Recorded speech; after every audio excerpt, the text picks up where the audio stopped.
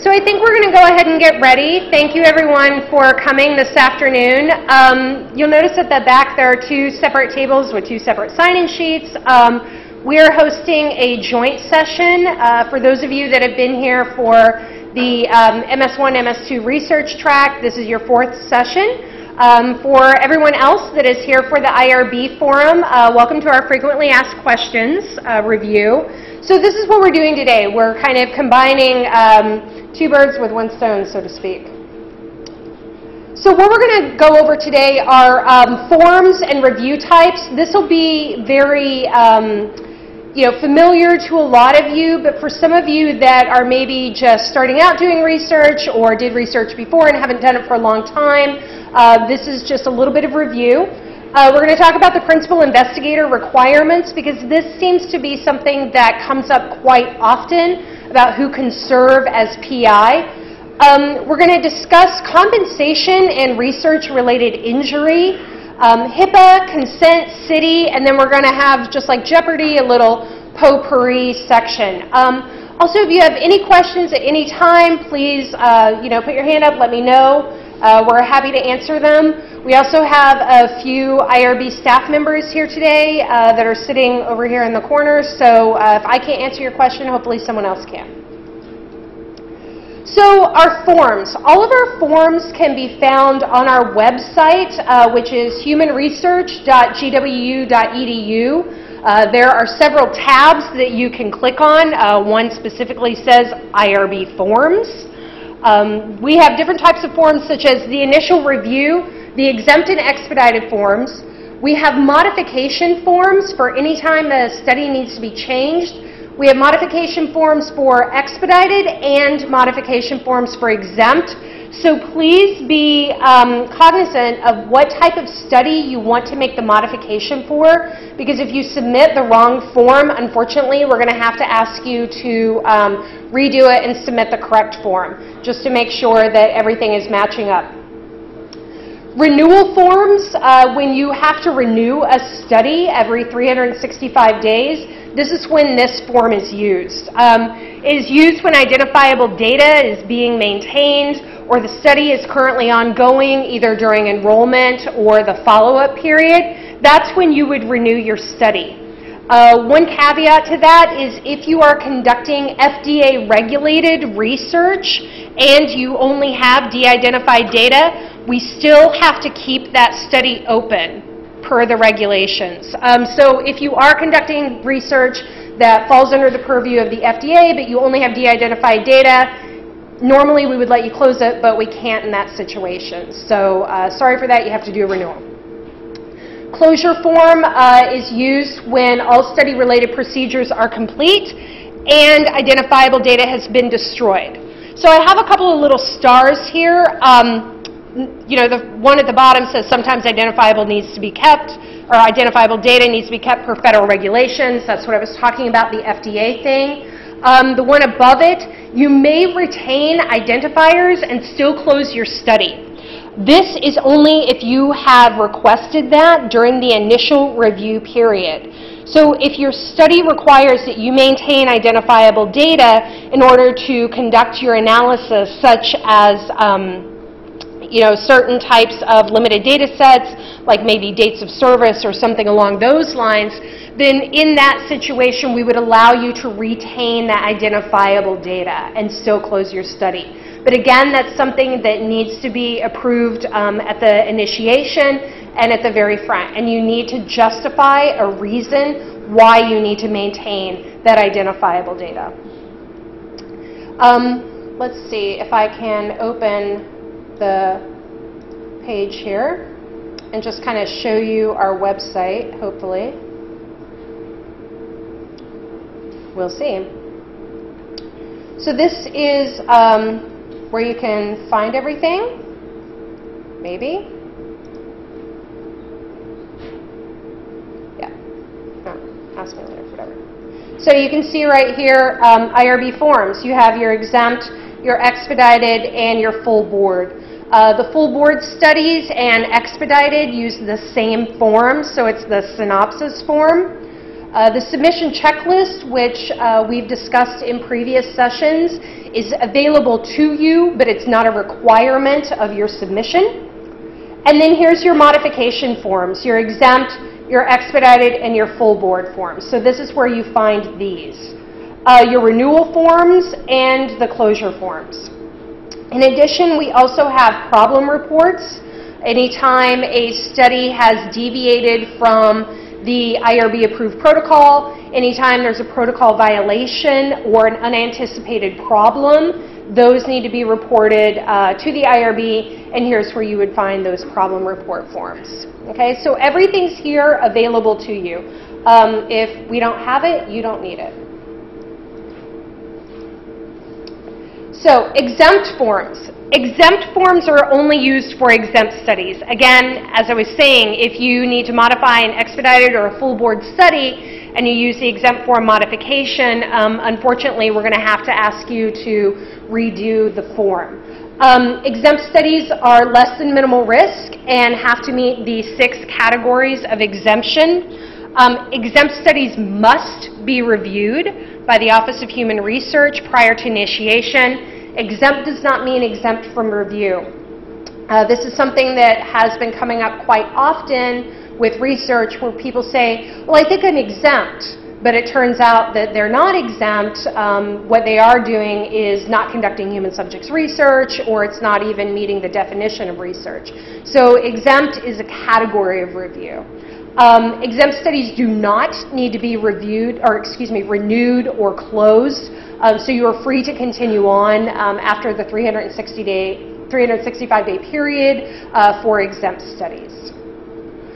Expedited is a category of review. It does not mean faster review. I've said this several times, but people oftentimes will submit something to our office and say, can I get this expedited? It's not really what that means for us.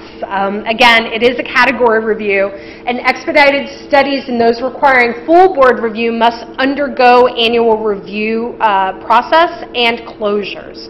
So modifications to these studies need to be approved prior to initiating any change in the research.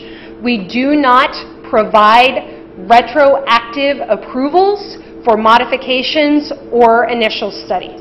Okay, so we just don't provide retroactive approvals. So if you need to change your study, please come to us as soon as you know about that change, and we can get that modification in for you. When you need to submit the forms, forms can be submitted either in person at the Office of Human Research, which is at 2030 M Street, room 301, or you can email them to our email, ohrirb@gwu.edu. People will often try and fax forms to us. We strongly discourage faxing. And the reason we discourage faxing is our fax machine is just a little bit contrary and doesn't always process the fax.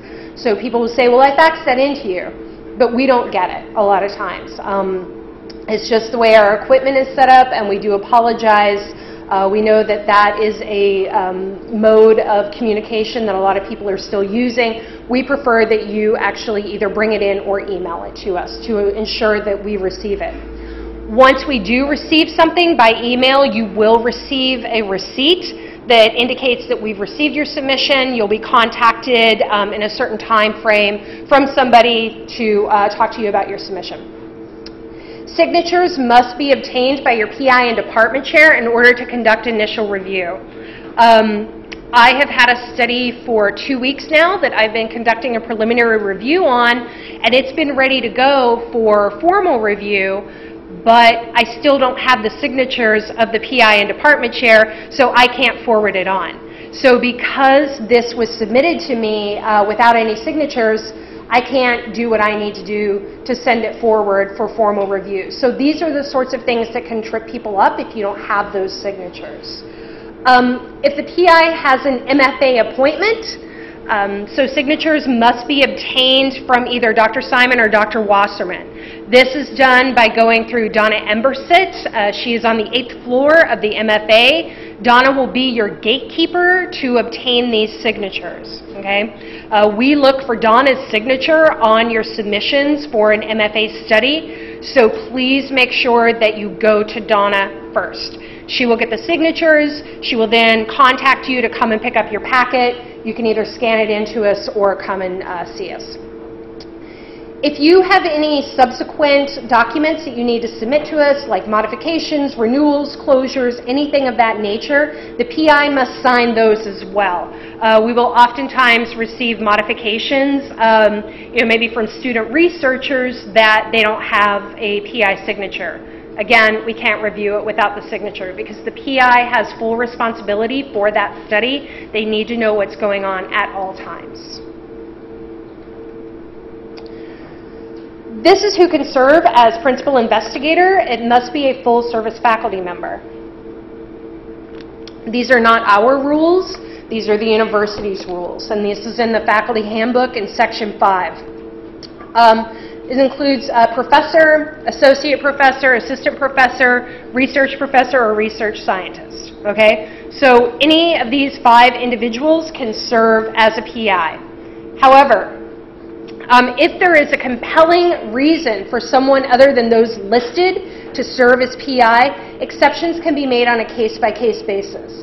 And an example of this would be if research is being conducted in the University Counseling Center and the director of the University Counseling Center wants to serve as PI of that study, but they don't meet one of the criteria for PI, we, in that instance, maybe do an exception, a PI exception, because they're the director of the center. They are obviously qualified to conduct that type of research. They are a PhD, so they can do that. We have an investigator eligibility exception form that's available on the OVPR website. It is not on our website. So this is where you would need to go in order to access that eligibility exception. And the form must be approved either by the vice president or the associate vice president for research. If you want to submit your study and you haven't already obtained approval, you can send the exception form to us and we will go ahead and route that through for you. Okay? But we really encourage you to get the exception initially, but if that's not feasible, we can help you with that. Compensation. This is something that comes up a lot. People want to know if they can compensate their subjects for participation. I just want to be very clear about this, and I say this a lot. Compensation is not and should not be considered a benefit to research, okay? It is not a benefit to research. Compensation is just a thank you. It's a token of your gratitude to your subjects, thanking them for participating. It should not be coercive or excessive. For example, if you are offering $50 for an online less than minimal risk survey that people only have to go in there and it's going to take them maybe 10, 15 minutes to complete, $50 is pretty excessive to offer them. I've had people do raffles for iPads or something like that. We usually recommend something maybe a little bit smaller, but it's still a gesture, like maybe a purchase code for an iTunes song or something. That's only $1.29 versus $50. I know you want people to be in your study, but let's be a little ethical and a little realistic here. Also, if you have 200 people that you want to do your survey, is it feasible for you to offer everyone $50, right? That's quite a bit of money. If the study is greater than minimal risk, compensation for injury is not provided and should be communicated as such in the consent document. Okay. However, if you have a contract with an external company or a sponsor, then you should ensure that the information about research-related injury is consistent. So if the sponsor is offering compensation for research-related injury, then that's okay to go ahead and include that. But please come to us and ask us about that prior to putting that in your consent document. HIPAA, I know that I've gone over this with the research track students, but just as a reminder, HIPAA or personal health information can be used or disclosed for the purposes of research if you obtain one of these three authorizations. You either get a full authorization from the subject at the time you consent them, and it's written into the consent document, or you can do a partial waiver of authorization, which is used for recruitment purposes. So you can go into medical records, see how many people might be eligible, and get their contact information, and then contact them to see if they would be interested. A full waiver or alteration of authorization would be used when it's not practicable to obtain or consent these individuals. So for instance, really large retrospective chart reviews, maybe of like 1,000 patients or something like that, where it's just you're not able to obtain consent or authorization. Also, if obtaining signatures could present a risk of some sort in that it would link a subject to the research, we may go ahead and allow you a full waiver of authorization. However, it does not stop with our office. We want to review your documents, but we don't approve your documents. We don't approve your HIPAA documents. That lies with the privacy officer of the covered entity. At GW, that is at the MFA, Donna Lindquist, and at the hospital, it is Nathan Reed. So those are your privacy officers here. If you are conducting research at another organization or another clinic, you would need to go through their privacy officer and follow their HIPAA guidelines. Okay? So just because we look at your waivers doesn't mean we approve your waivers. We would want you to provide your approved waivers to us once you obtain the privacy officer signatures, though. Consent must be obtained prior to initiation of study procedures, ideally. However, there are three different types of consent. The standard consent, which is pen to paper signature of the subject, a waiver of documentation, and a waiver of consent. Standard consent, everybody knows what standard consent is. However, a waiver of documentation may be used when the only record linking the subject and the research would be the consent document, and the only risk would be, that they are associated with the research. So the principal risk would be a potential harm resulting from a breach of confidentiality. Also, if each subject is asked whether they want to have their document linking them to the research study, the subject has that right. Also, another instance where you could have a waiver of documentation is the research presents no more than minimal risk of harm to the subjects. So these are your, less than minimal risk online surveys or surveys conducted in a clinic or an interview of really benign information.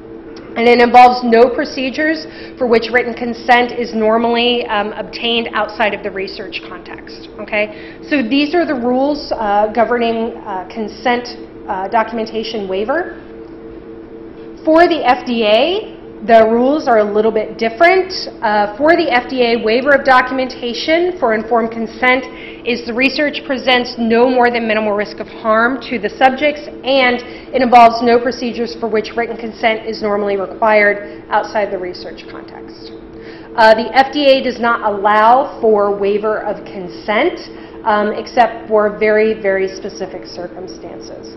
But if you need to obtain a waiver of consent, again, for those retrospective chart reviews, it is allowed under the Department of Health and Human Services regulation, and these are the instances in which it's allowed. And all these must be true in order for us to provide you with a waiver of consent. So the research is no more than minimal risk to the subjects.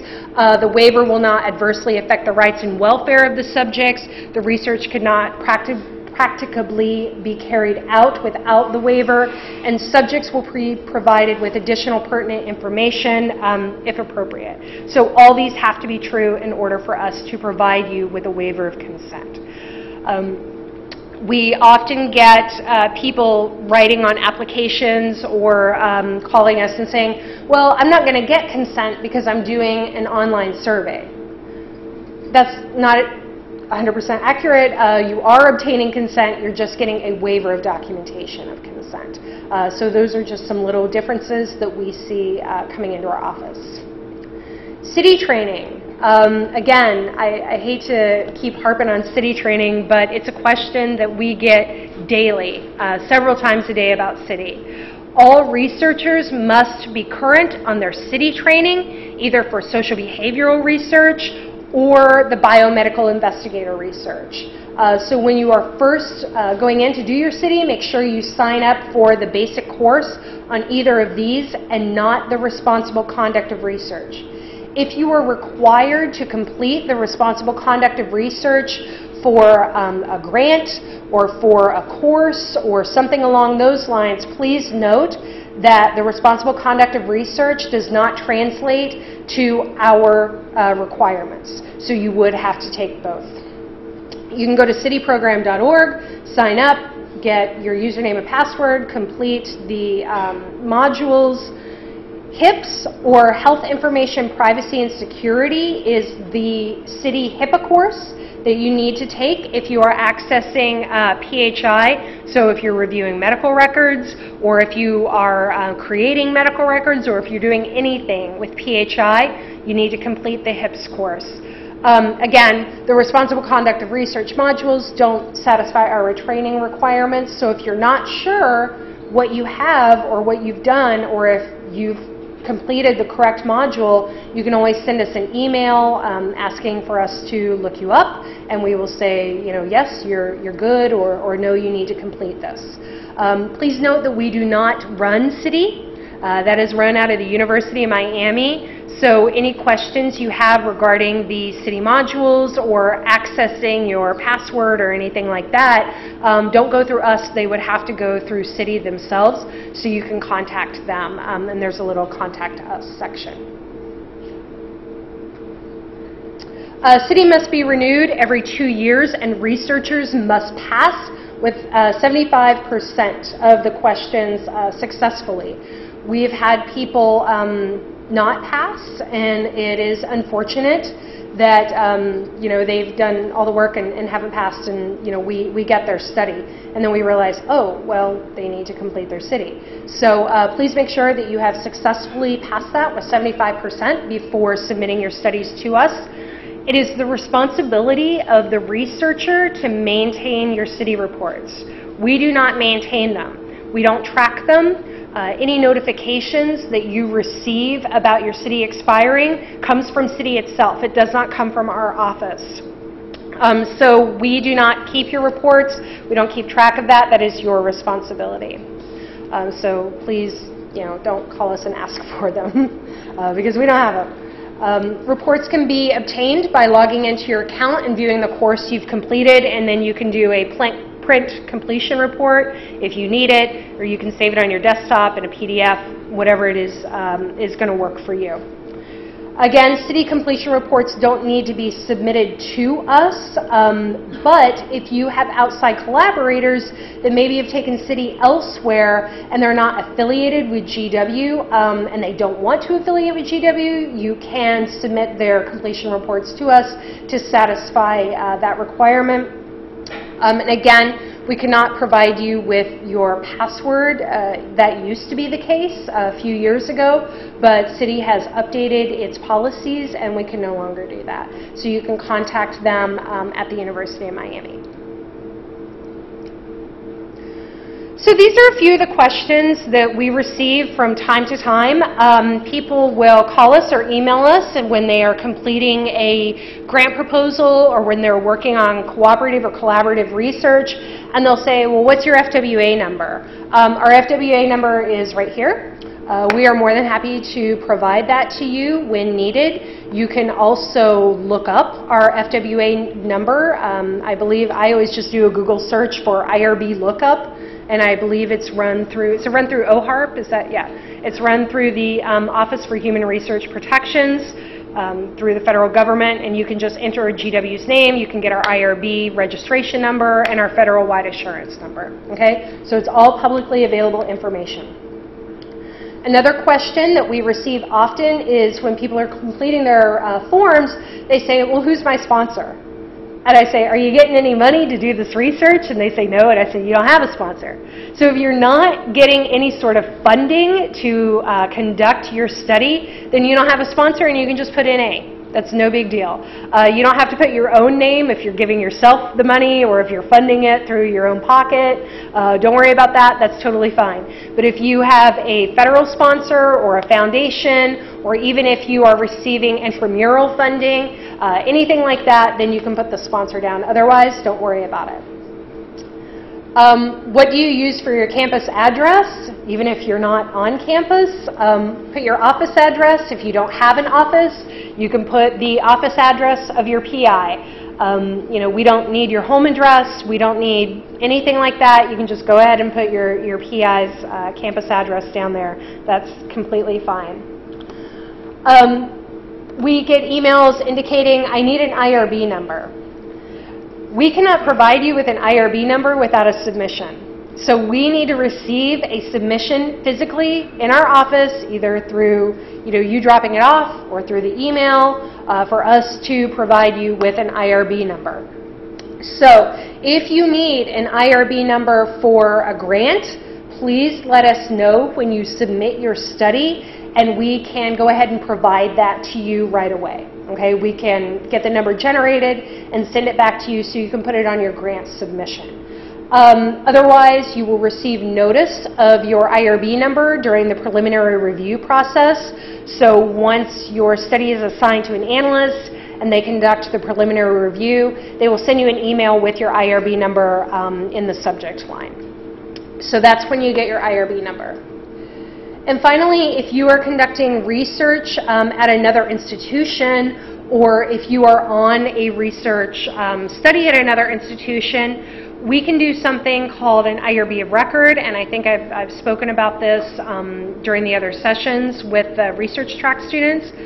But we do IRBs of record with other institutions such as Children's National, Georgetown, American University, University Pennsylvania, Harvard. So we've done a lot of IRBs of record. Again, this is on a case-by-case basis, and both IRBs have to agree to it. So this is something that we can certainly assist you with.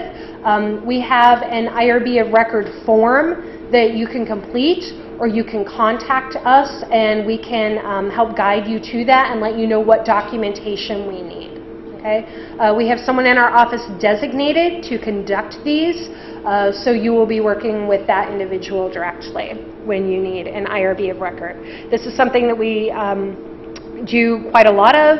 It generally takes, on average, a couple of weeks after we receive all your documents, and that's for us to talk to the IRB and set everything up, because it has to be signed by their institutional official and our institutional official. So once that's done, we'll provide you with your IRB of record approval.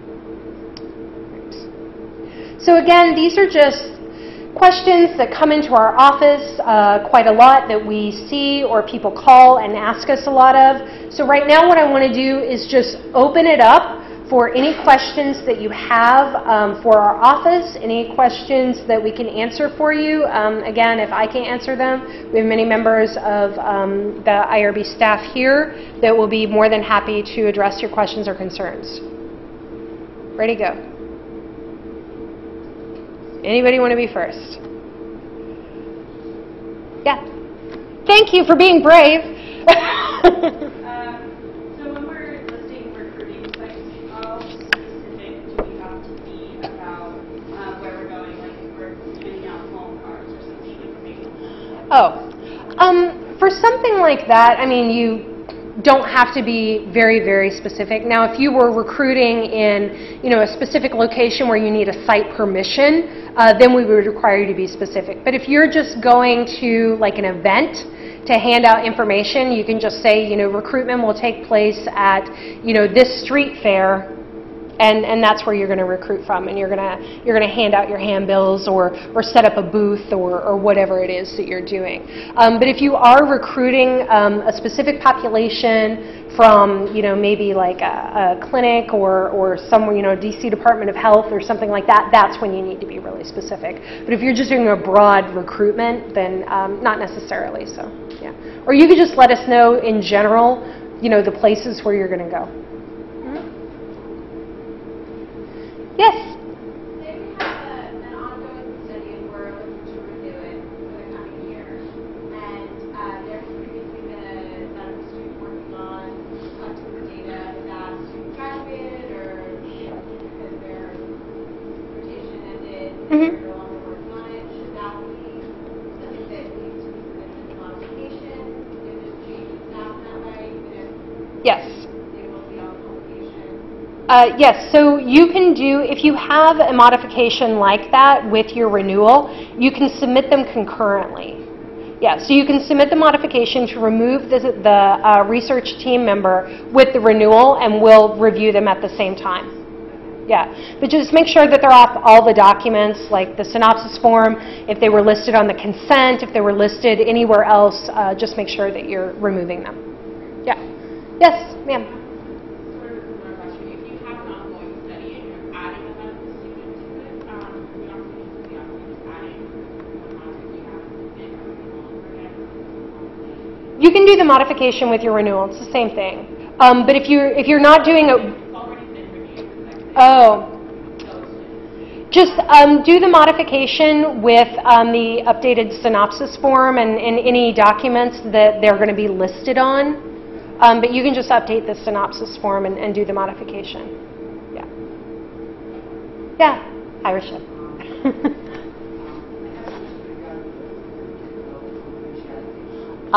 Certificate of confidentiality, okay.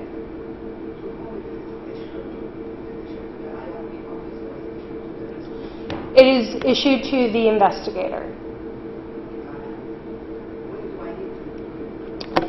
A certificate of confidentiality can be obtained for any type of study, but it's most commonly used when you're conducting research that involves a sensitive nature, such as talking about maybe a socially stigmatizing disease or somebody that's participating in an illegal activity, anything along those lines. And you could obtain the certificate of confidentiality through the NIH. They have a certificate of confidentiality kiosk that you can apply for, and it will be issued to the investigator for the study. We would certainly want to see it during the review process, or if you've applied for it later, after we've initially reviewed and approved your study, then you can submit it to us. Yeah. Yeah.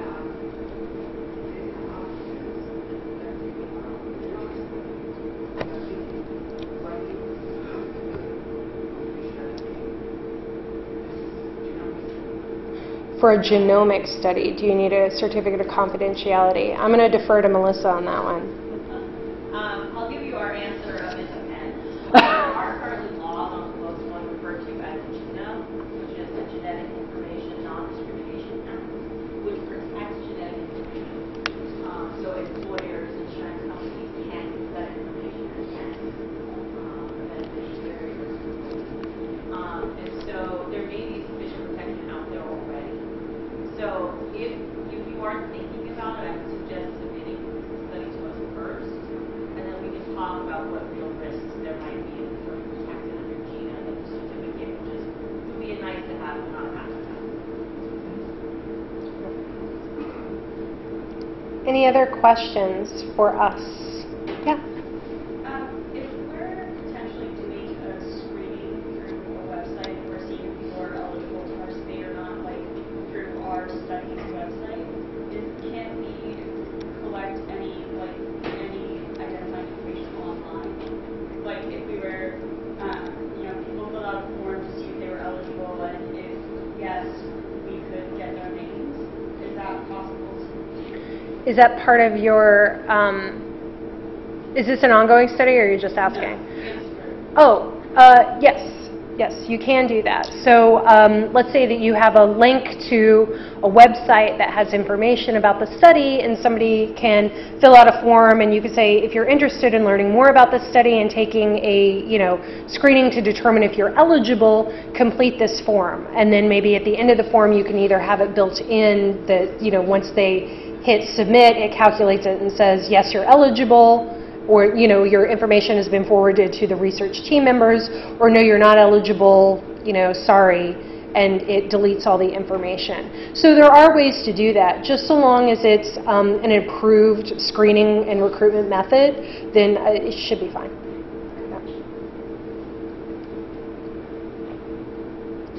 Other questions? Yes, I see you all the way back there.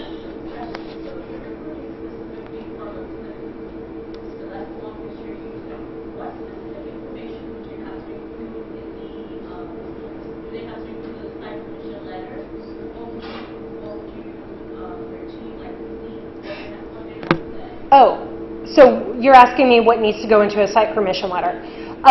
Generally speaking, what needs to go in a site permission letter depends on what type of research you're conducting. So for you, if you're conducting clinical research, and you're going to be doing it at the clinic, then it should be from either the director of the clinic or the doctor who manages the clinic, somebody who's allowed to provide that permission that indicates that you can conduct your research there, that you can have access to medical records, obviously your name, and maybe how long you're allowed to be there to do that.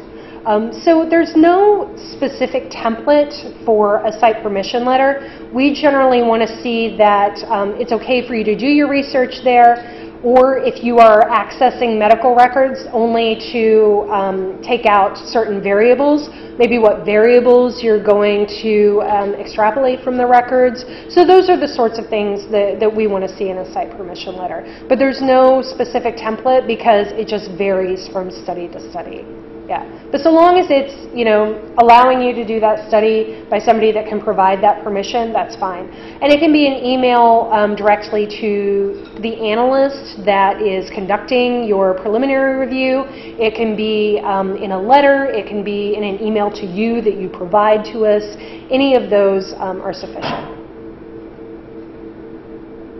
Yes?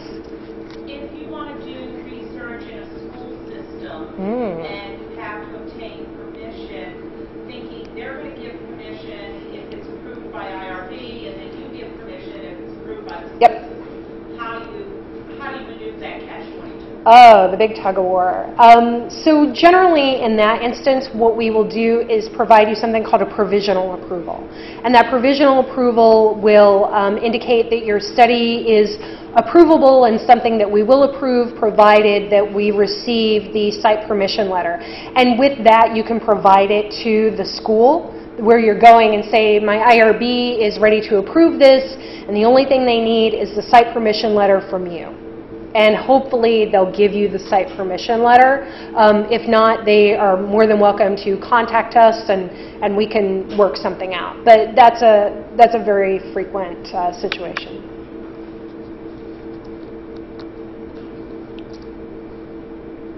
Are you raising your hand or are you stretching? Stretching? Okay. Any other questions that anyone has for us? Anything that you want to ask? Now's your chance. Nope. If not, then I guess we can go ahead and wrap up. If you were here for the IRB forum and you're going to use this session towards your city refresher course, please make sure that you have signed in on the table on the right. Sign in legibly so I can read your name. That would be really great. Take a certificate with you. Also, there's the evaluation forms as per all of our performances. All right, thank you all very much. Have a great day.